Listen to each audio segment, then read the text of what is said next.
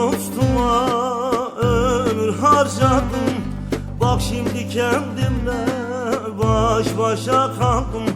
Yarime dostuma ömür harcadım.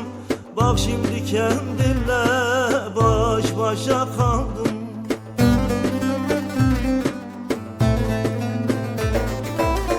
Eskisi gibi değilim artık.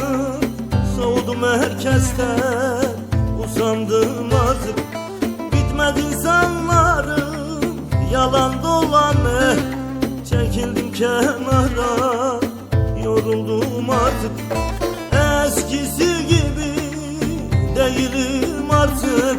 Soğudum herkesten, usandım artık.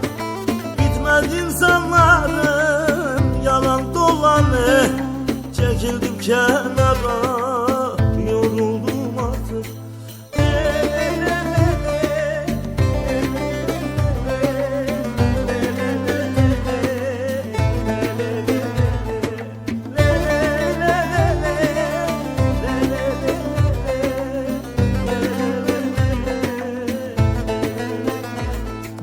Ne tadım kaldı, ne tuzum kaldı.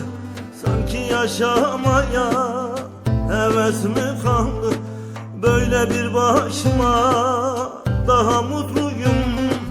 Yol verdim herkese, derdim azaldı. Böyle bir başıma daha mutluyum. Yol verdim herkese, derdim azaldı.